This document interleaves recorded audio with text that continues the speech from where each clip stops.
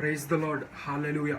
సమస్త మహిమ ఘనత ప్రభావములు ప్రభు అయిన యేసుక్రీస్తునకు మాత్రమే కలుగునుగాక. ఆమేన్. దేవుని ఉచితమైన కృపను బట్టి దేవుడు తన ఏర్పరచుకున్న కుమారుడైన నన్ను దేవుడు తన పరిచర్యలో వాడుకునటం అనేది జరుగుతుంది. దేవుని దృష్టిలో ట్రైనింగ్ పీరియడ్ లో నేను ఉండటం అనేది జరుగుతుందండి. దేవుడికి విజ్ఞాపన చేసినప్పుడు దేవుడు ఉచితమైన కృపను బట్టి ఆయన నాకు ఇచ్చిన సందేశాల నిమిత్తమే నేను నీ పరిచర్య చేయాలని ఆశపడుతున్నాను ప్రభువా, నేను నీ సువార్త ప్రకటించాలని ఆశపడుతున్నాను ప్రభువా అని అంటున్నప్పుడు దేవుడు అద్భుతమైన రీతిలో నా సువార్తని ప్రకటించు, నేను నీకు తోడై ఉంటాను అని చెప్పి దేవుడు ఇచ్చిన విధానాన్ని బట్టి ఈ యూట్యూబ్ ఛానల్లో, పరలోకానందం యూట్యూబ్ ఛానల్లో ప్రతి సాటర్డే నేను అప్లోడ్ చేయడం అనేది జరుగుతుంది. ప్రాముఖ్యంగా నాకు దేవుడు తన వర్తమానాలు ఇచ్చినప్పుడు, సందేశాలు ఇచ్చినప్పుడు, మా జీవితాలను బలపరిచిన ఆ సందేశాలు అనేక మంది జీవితాలు బలపరచబడాలి అని చెప్పి రికార్డ్ చేసి ఈ యూట్యూబ్లో అప్లోడ్ చేయడం అనేది జరుగుతుంది. మరి ఈ వర్తమానాలన్నిటినీ వింటున్న మీ అందరికీ నా ప్రత్యేకమైన వందనాలు తెలియజేస్తున్నానండి.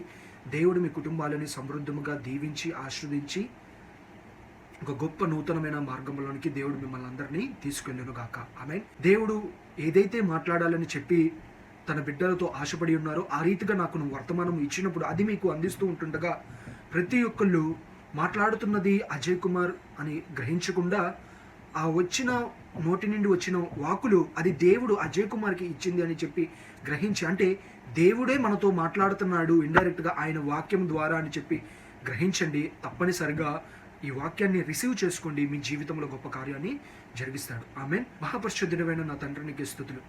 ఈ రోజున నీ బిడ్డలమైన మేమందరము నీ యొక్క వాక్యము వినుటకు సిద్ధముగా ఉంటున్నాం తండ్రి. మా నోటి నుండి వచ్చే యొక్క మాటలను మేము మాట్లాడితే ఏ మనుషుడు వినడు నాయన. నీ ఉచితమైన కృపను చెప్పున నీ జీవ గ్రంథములో నుంచి వస్తున్న యొక్క మాటలు వింటేనే నీ బిడ్డలు వినగలుగుతారు తండ్రి. ప్రాముఖ్యముగా ఏదైతే నీవు నాకు అనుగ్రహించి ఉన్నావో అది నీ బిడ్డలకి ఇస్తూ ఉంటుండగా వింటున్న వారి జీవితంలో అందరూ నిష్ప్రయోజనకరంగా ఏదో ఒక వచ్చి చూసి వెళ్ళిపోయేటట్టుగా కాకుండా వాక్యము ఆది నిమిషము మొదలుకొని ఆఖరి నిమిషం వరకు వినులాగున దేవుడు తన బిడ్డని నిలబెట్టి ఈ రోజున నాతో ఏమి మాట్లాడాడు అని చెప్పి వారి వ్యక్తిగత జీవితంలో పరిశీలించి పరీక్షించుకునేలాగున ప్రతి ఒక్కరికి సహాయమును దయచేయమని కృపని తెరవమని నజరేయుడైన యేసుక్రీస్తు నామములో అడుగుచున్నాం మా తండ్రి. ఆమేన్. ఈ రోజున మన వాక్యధ్యానం అంశం నిమిత్తమై తల్లి గర్భములో రూపింపబడక మునిపే దేవుడు నిన్ను ఎరిగి ఉన్నాడు. ఆమేన్. దేవుని ఉచితమైన కృపను చెప్పున ప్రతి ఒక్కళ్ళు వారి యొక్క వ్యక్తిగత జీవితంలో ఈ యొక్క విషయాన్ని ప్రతి ఒక్కళ్ళు గ్రహించాలి. ఈ రోజున నేను వెళ్తున్న సమస్యలు తాత్కాలికమే కదా, నేను వెళ్తున్న శోధనలు తాత్కాలికమే కదా, నేను ప్రయాస పడుతున్న ప్రయాస కూడా తాత్కాలికమే కదా. ఈ రోజున గ్రహించండి, దేని కొరకు మనము ప్రయాస పడుతున్నాం, ఏ విషయం నిమిత్తమే మనము కలత చెందుతున్నాము, దేని కొరకు మన జీవితాన్ని వృధా చేసుకుంటున్నాము, ఒకసారి ఆగి ఆలోచించండి. దాని వలన మనకి ప్రయోజనకరముగా ఉందా, ప్రయోజనకరముగా లేదా అని చెప్పి గ్రహించి ప్రయోజనకరమైనది ఏదైనా ఉన్నది అని అంటున్నట్లయితే ఈ లోకంలో అది దేవుని యొక్క పరిచర్యే మాత్రమే, దేవుని యొక్క సన్నిధి మాత్రమే. అంటే మిగిలినవన్నీ నిష్ప్రయోజనం, అంటే ముమ్మాటికి నిష్ప్రయోజనమే. ఒక రోజున నిష్ప్రయోజనకరముగా అవన్నీ మారుతున్నాయి. అయితే దేవుడు వాటినన్నిటిని విడిచిపెట్టి దీని కొరకు నీవు పరిగెత్తు, ఈ లోకములో నీకు కావాల్సిన అవన్నీ నేను నీకు ఇస్తాను అని చెప్పి క్రీస్తు ఈ రోజున చెప్తూ ఉంటుండగా మన జీవితంలో మనము అన్నీ పొందుకోవాలి, అన్నిటిలో మనము దేవుని నామాన్ని మహిమపరచాలి. ప్రాముఖ్యంగా దేవునికి ఇష్టానుసారముగా ఆయన సువార్త, ఆయన రక్షణ విషయమే మనము ఇతరులకి తెలియపరిచేవారుగా ఉండాలి అనే విషయాన్ని గ్రహించండి. దేవుని వాక్యములో మనం చూస్తున్నట్లయితే యోనా భక్తుడిని మనము చూడొచ్చు. యోనాని దేవుడు, యోనా నీవు నినివే వెళ్ళు, నా ప్రజలందరికీ నీవు సువార్తను ప్రకటించు అని అంటే, నేను నినివే వెళ్ళను ప్రభువా, నేను తర్షీషు వెళ్తాను అని చెప్పి తర్షీషు వెళ్ళి ఉన్నాడు. దేవుడు చెప్పిందేంటి? నినివే వెళ్ళమని. యోనా వెళ్ళింది ఎక్కడికి? తర్షీష్కి వెళ్ళి ఉన్నాడు. ఈ రోజున ఆలోచన చేసినట్లయితే మనం అనుకుంటాము మన జీవితంలో ప్రయాసపడేది, మన జీవితంలో ఎదుటుగా కనబడుతున్నది, మన జీవితంలో ముందు మనకి అవసరమైనది, అదే మన జీవితాన్ని నడిపిస్తుంది, అదే మన జీవితానికి యొక్క లక్ష్యము, అదే మన జీవితానికి ఒక ముఖ్యము. అది లేకపోతే మన జీవితం లేదు అని చెప్పి అనుకుంటాం. యోనా కూడా అదే అనుకొని నినివేకి వెళ్ళను, నేను తర్షీష్కి వెళ్తాను అని చెప్పి తర్షీష్కి వెళ్ళి ఉన్నారు.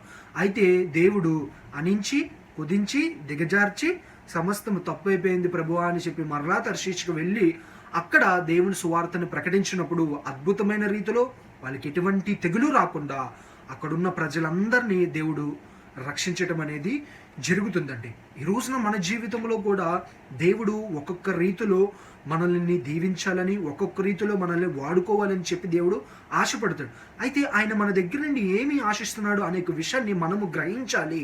మనము గ్రహించలేనప్పుడు మనము అయ్యా నా విషయం నిమిత్తమే నీవు ఏమి ఆశిస్తున్నావు అది నాకు తెలియపరచు అని చెప్పి దేవుణ్ణి అడిగితే దేవుడే స్వయముగా చెప్తాడు అనే విషయాన్ని గ్రహించండి. ఈ రోజున ఆలోచన చేసినట్లయితే యోనా రీతిగానే మన జీవితంలో కూడా కొన్నిసార్లు మనకు నచ్చిన త్రోవల వైపు వెళ్ళిపోతూ ఉంటాం. అయితే దేవుడు అంటారు, నేను నీకు వెళ్ళమంది నినివేకి, నువ్వు వెళ్ళింది తర్షీష్కి, నువ్వు నినివేకి వెళ్ళేదాకా నీ జీవితము అలాగే ఉంటుంది అని చెప్పి దేవుడు అంటూ ఉంటారు. ఈ రోజున మన జీవితంలో కూడా ఎన్నో ఒక ఇబ్బందులు, ఎన్నో ఒక శ్రమలు, ఎన్నో ఒక సమస్యల గుండా మనము ప్రయాణించవచ్చు. అయితే దేవుడు కొన్నిసార్లు నినివేకి వెళ్ళమంటున్నాడేమో, మన జీవితంలో మనము తర్షీష్కి వెళ్తున్నామేమో, అందుకే మనము వాటి నుంచి బయటపడట్లేదేమో. ఈ రోజున దేవుడు ఆశించిన రీతిగా నినివేకి వెళ్తే ఎంత బాగుంటుంది, దేవుడు ఆశించిన రీతిగా పరిశుద్ధముగా జీవిస్తే ఎంత బాగుంటుంది, దేవుడు ఆశించిన రీతిగా ఆయన త్రోవలే ఎందు నడిస్తే ఎంత బాగుంటుంది. ఈ రోజున వింటున్న ప్రతి ఒక్కళ్ళు గ్రహించండి. తల్లిదండ్రులు నన్ను అనుకుని ఉన్నారు, ఒక కుమారుడు గనక నాకు అనుగ్రహింపబడితే నేను పరిచర్యకి ఇస్తాను అని చెప్పి. అయితే తల్లిదండ్రులు ఆశించారు, తల్లిదండ్రులు తీర్మానం తీసుకున్నారు, కానీ కుమారుడిగా నేను ఏ రోజును తీర్మానము తీసుకోలేదు. కానీ ఒకానొక రోజుకు వచ్చేసేటప్పటికి పాస్టర్గా అవుతే ఏమవుతుంది, లేకపోతే వాక్యాలు చెప్తే ఏమి మారుతుంది, నథింగ్ అని చెప్పి ఆ దేశం వెళ్దాం, ఈ దేశం వెళ్దాం, ఫలానా అవన్నీ చేద్దామని చెప్పి నా జీవితంలో నేను ఎన్నో ఆశలు, ఎన్నో కోరికలు, అలా జీవించాలి, ఇలా జీవించాలి, సమస్తం ఆ రీతిగా ఉండాలి, సమస్తం ఈ రీతిగా ఉండాలి, అవి ఇవి నా ఆశలు ఎట్టి రీతిగా ఉన్నాయి అంటున్నట్లయితే ఆకాశమునకు ఎత్తుగా ఎంత అయితే ఉందో అంత రీతిగా నా ఆశలు, ఉన్నతముగా నా ఆశలన్నీ ఉండేవి. ఒకానొక రోజు నా కోవిడ్ టైంకి వచ్చేసేటప్పటికి దేవుని ఉచితమైన కృపను బట్టి కుటుంబ ప్రార్థనలో జరుగుతున్నప్పుడు దేవుని యొక్క వర్తమానమును మా తండ్రి గారు వివరించిన తర్వాత నేను ఒక వర్తమానము అనగా పరిశుద్ధ గ్రంథంలో ఉన్న ఒక లేఖనమును తీసి చదివి దానిని వివరించడం స్టార్ట్ చేశాను. ఎప్పుడైతే నేను వివరించడం స్టార్ట్ చేసి ఉన్నానో దేవుడు చెప్పి ఉన్నారు, ఇది బాగుంది, నీవు ఈ వాక్యాన్ని నువ్వు కంటిన్యూ చెయ్యి, ఈ వాక్యాన్ని నువ్వు కంటిన్యూ రోజు చెయ్యి అని చెప్పి దేవుడు మా సిస్టర్ ద్వారా చెప్పడం అనేది జరిగి ఉన్నది. కొన్నిసార్లు నేను లక్ష్యము చేశాను, కొన్నిసార్లు నిర్లక్ష్యము చేసి ఉన్నారు.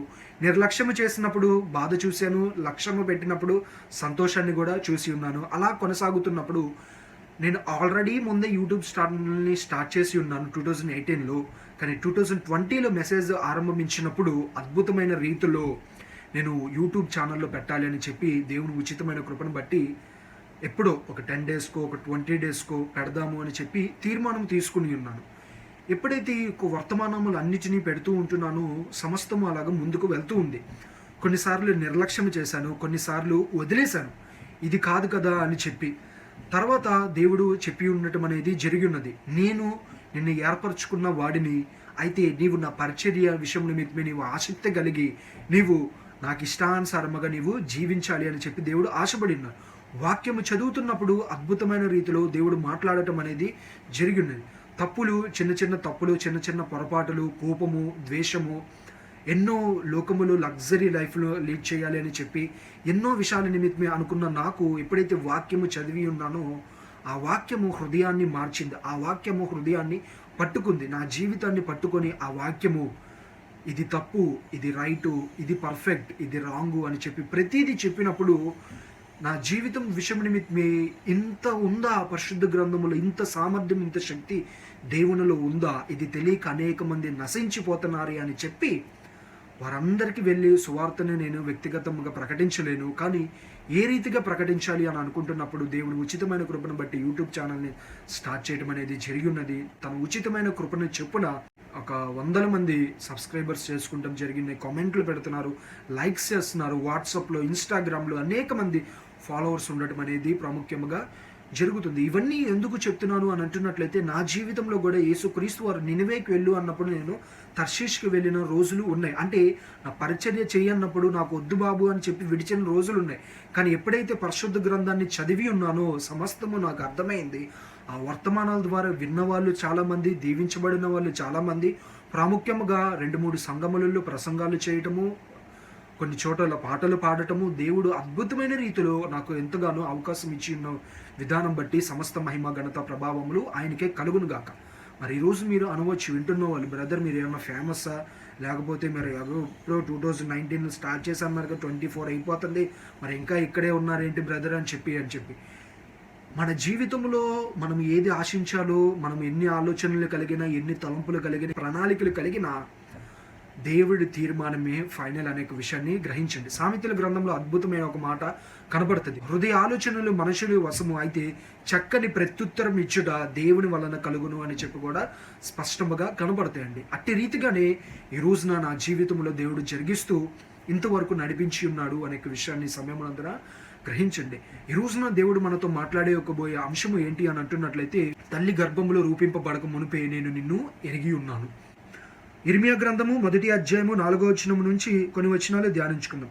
యెహోవా వాకు నాకు ప్రత్యక్షమై ఇలాగు సెలవిచ్చును, గర్భంలో నేను రూపింపబక మునిపే నిన్ను ఎరిగితిని, నీవు గర్భము నుండి బయలుపడక మునిపే నేను నిన్ను ప్రతిష్ఠించితిని, జనములకు ప్రవక్తగా నిన్ను నియమించితిని. అందుకు అయ్యా ప్రభువ యెహోవా చిత్తగించుము, నేను బాలుడినే, మాట్లాడుటకు నాకు శక్తి చాలదు నేను అనగా యెహోవా నాకు సెలవిచ్చును, బాలుడును అనవద్దు, నేను నిన్ను పంపువారి యొద్దకు నీవు పోవవలను, నీకు ఆజ్ఞాపించిన సంగతులను చెప్పవలను, వారికి భయపడకము, నిన్ను విడిపించుటకు నేను నీకు తోడై ఉన్నాను, ఇదే యెహోవా వాకు.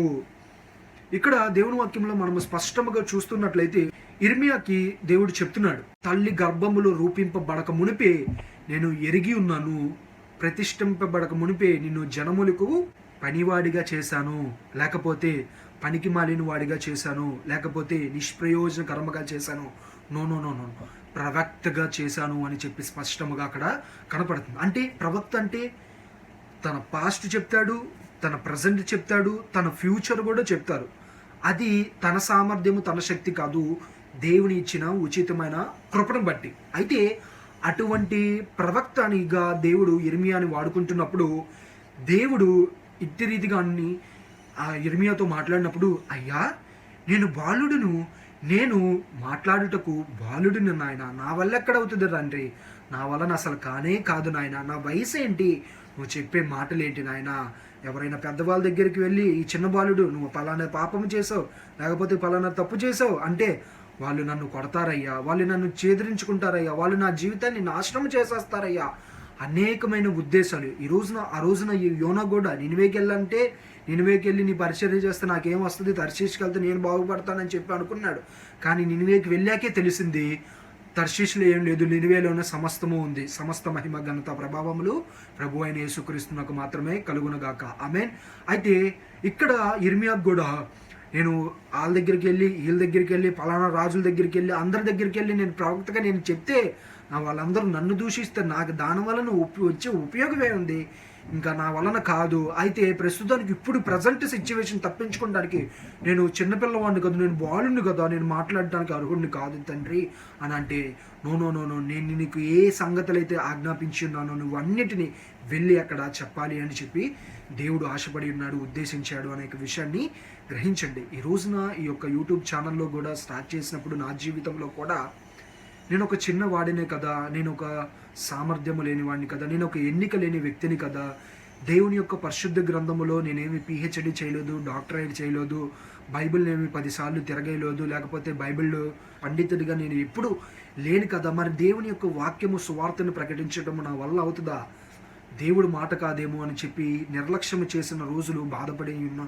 రోజులు ఎంతో భయంకరం. అయితే నిర్లక్ష్యము చేయకుండా, దీనిని అలక్ష్యము చేయకుండా శ్రద్ధతో క్రీస్తు వాక్యాన్ని ప్రకటించినప్పుడు అద్భుతమైన రీతిలో కొన్నిసార్లు అభినందనలు వచ్చాయి, కొన్నిసార్లు అవమానాలు ఎదురయ్యాయి, కొన్నిసార్లు నిందలు, హేళనలు కూడా ఎదురయ్యాయి. ఇదే యూట్యూబ్ ఛానల్లో వీడియోస్ అప్లోడ్ చేసినప్పుడు కొంతమంది బూతులు తిట్టారు, కొంతమంది ఎగతాళిగా మాట్లాడారు, కొంతమంది అవి అనేకమైనవి చేసి ఉన్నారు.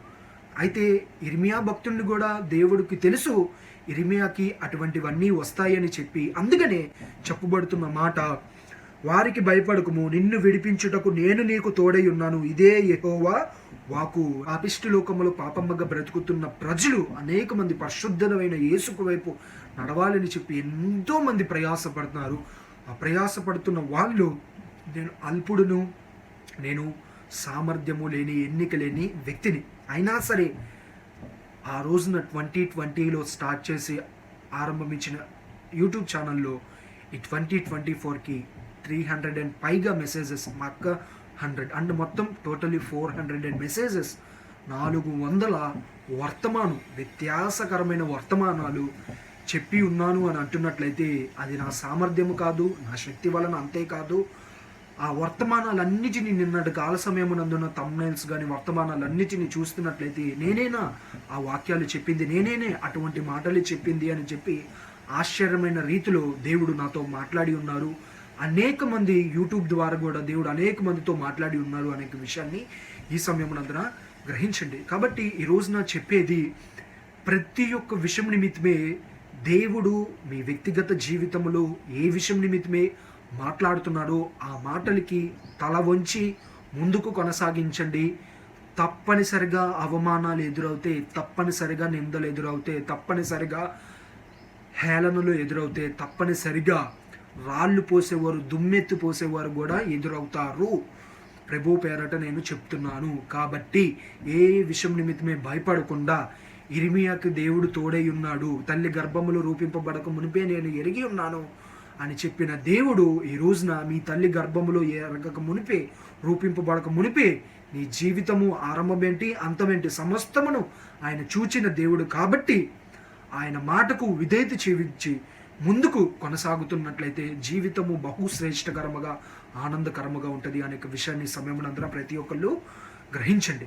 దేవుడు తన చిత్త ప్రణాళికలు చెప్పున ప్రతి ఒక్కరిని నడిపిస్తారు. ఒకరిని 10 సంవత్సరములు దేవుడు గొప్పవారుగా చేస్తారు, ఒకరిని 70 సంవత్సరాల్లో దేవుడు గొప్పవారిగా చేస్తారు, ఒకరిని దేవుడు చివరి క్షణాలలో దేవుడు అద్భుతాన్ని జరిగిస్తాడు. పరిశుద్ధ గ్రంథంలో మనం చూస్తున్నట్లయితే ఒకరికి గర్భఫలము వెంటనే వచ్చేసింది, ఒకరికి సింహాసనము వెంటనే వచ్చేసింది, ఒకరికి అధికారము వెంటనే వచ్చేసింది. కాబట్టి తగిన సమయంలో దేవుడు ప్రతి ఒక్క విషయం నిమిత్తమే ఏది ఇవ్వాలి, ఏది ఇవ్వకూడదు, ఏది మంచి, ఏది మంచిది కాదు, సమస్తము ఎరిగిన దేవుడు సమస్తమును సమకూర్చి తగిన సమయానికి మన చేతులకి అందిస్తాడు. కాబట్టి ఏ విషయం నిమిత్తమే భయపడాల్సిన అవసరం లేదు.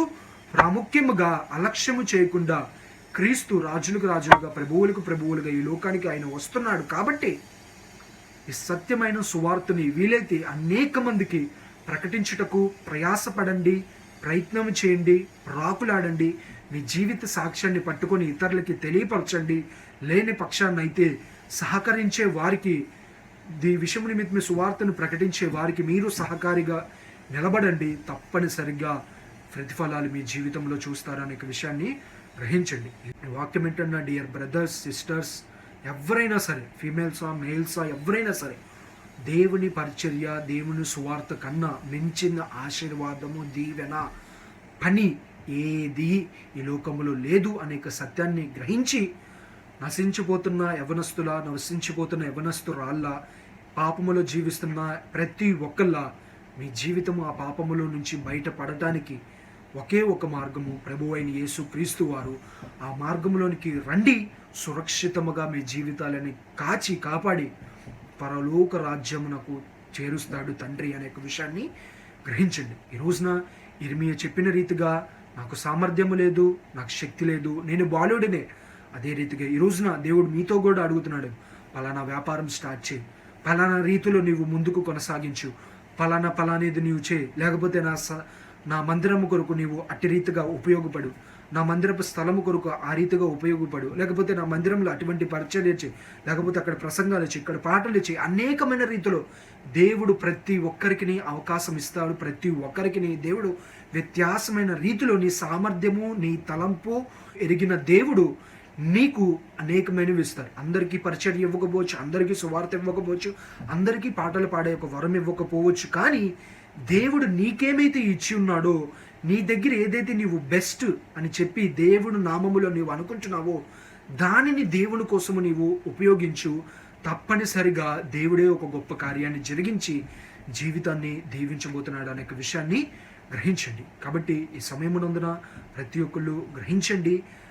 ఈ ఒక 400 మెసేజెస్లో నా యొక్క టెస్టిమోనీని ప్రాముఖ్యంగా ఒక పరిచర్య విషయం నిమిత్తమే మీతో పంచుకునటానికి దేవుడు నాకు అవకాశం ఇచ్చిన విధానం బట్టి ఆయనకే మహిమ, ఘనత, ప్రభావము కలుగునుగాక. ఆమేన్. పరిశుద్ధుడైన నా తండ్రికి స్తుతులు. మేము మా అందరము మా జీవితంలో అనేకమైన సార్లు యోనా వలె నినివేకి వెళ్ళమంటే తర్షీష్కి వెళ్ళాం.